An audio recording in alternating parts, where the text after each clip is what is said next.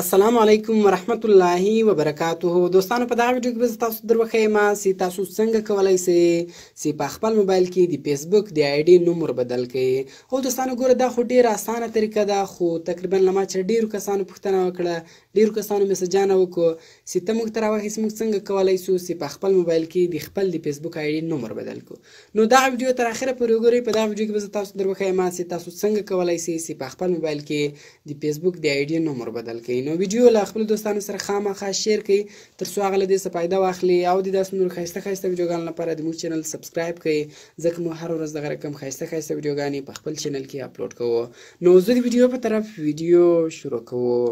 نو دوستانو دې لپاره به تاسو اول په خپل موبایل کې فیسبوک خلاص کړئ. کله چې تاسو په خپل موبایل کې فیسبوک خلاص کړئ نو په دا کونج کې 3 لاینه را روانې په دې باندې به تاسو کلیک وکړئ. کله چې تاسو په دې باندې کلیک وکړئ نو ګوره فلحال تاسو کتلی شئ چې زموږ د فیسبوک آی ډي چې دا د رحیم خان په نامه باندې ده، نو دغه اوس موږ په بل نامه باندې بدلو. نو دې لپاره ګوره بیرته په دا کونج کې 3 لاینه را روانې په دې باندې به تاسو کلیک وکړئ. په دې کله تاسو کلیک وکړئ لاندې به ولاړ شئ، بیا هلته یو اپشن راځي سیټینګز اینډ پرایوسي. په دغه سیټینګز اینډ پرایوسي باندې به تاسو کلیک وکړئ. نو بیا په دې کې اول اپشن راځي سیټینګز، په دغه سیټینګز باندې به تاسو کلیک وکړئ. کله چې تاسو په سیټینګز باندې کلیک وکړئ بیا دلته ګوره نور اپشنونه راځي، نو په دې کې د اول پرسنل انفارمیشن اپشن چې ده په دغه باندې به تاسو کلیک وکړئ. کله چې تاسو پرسنل انفارمیشن باندې کلیک وکړئ ګوره بیا په دې کې راځي نیم، په دغه نیم باندې به تاسو کلیک وکړئ. کله چې تاسو په نیم باندې کلیک وکړئ ګوره تاسو کتلی شئ لوډینګ روان سو، نو دلته راغلی فرست نیم او سر نیم. سمپله ګوره دلته اوس په هر نامه چې مو د فیسبوک آی ډي اړوله هغه نوم دلته تاسې ورکړئ، که په هر زبان کې. نو مثال زه دلته ورکوم سلیم خان په نامه باندې یې زړوم، هلته ورکړئ سلیم. او ګوره په دې کې یو بل دی میډل نیم. میډل نیم که چیرې تاسو ورکوئ کې نو ورکړئ، دا اپشنل ده، دا ستاسو خوښه ده. او سر نیم دلته تاسو ورکړئ، زه د سلیم خان په نامه باندې وړم نو دلته ما سلیم ولیکئ او په اخر کې ما خان ولیکئ.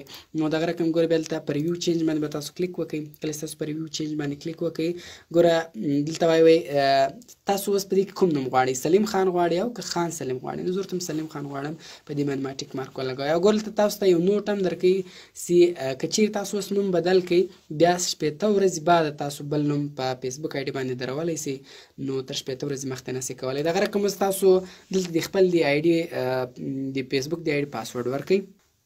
نو ګوره دوستان تاسو کتلی شئ ما د خپل د فیسبوک آی ډي پاسورډ ورکړئ، تاسو به هم پاسورډ ورکړئ او بیا په دغه سیو چینجز باندې به تاسو کلیک وکړئ. کله چې تاسو په سیو چینجز باندې کلیک وکړئ نو اوس به ستاسو د فیسبوک د آی ډي نوم بدل شي. ګوره چینج سو، بیرته به تاسو شاته ولاړ شئ.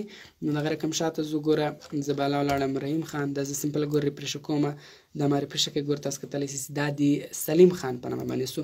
دلته هم هر ځای چینجېږي، نو سمپل به یو وار تاسو خپل فیسبوک بند کړئ، کلوز به کړئ، بیرته چې تاسو خلاص کړئ نو ستاسو د فیسبوک د آی ډي نوم به بدل سوی وي او په سلیم خان په نامه باندې به اوښتی وي. دغه رقم ګوره دلته راغلم، تاسو کتلی شئ سلیم خان راغلی، سمپل تاسو کلیک وکړئ سلیم خان راغلی. نو د دې طریقې په ذریعه سره تاسو په ډېرې اسانۍ سره د فیسبوک د آی ډي نوم بدلولی شئ. دا خو ډېره اسانه ده، خو بیا هم د دې ویډیو لپاره ما ته ډېرو کسانو میسجانه کړی نو په دې وجې دا ویډیو درته جوړه کړه. کوم چیرې ویډیو خوښ شوي ویډیو در سره لایک کړئ، له خپل دوستانو سره خامخا شیر کړئ او د داسې نورو ښایسته ښایسته ویډیوګانو لپاره د موږ چینل سبسکرایب کړئ، ځکه موږ هره ورځ دغه رقم ښایسته ښایسته ویډیوګانې په خپل چینل کې اپلوډ کوو.